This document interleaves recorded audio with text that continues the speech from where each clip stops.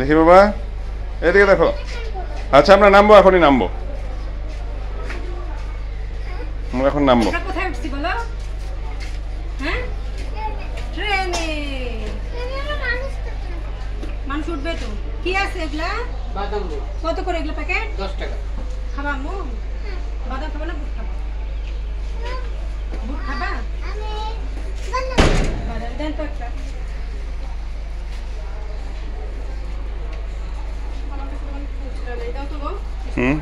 দিচ্ছি।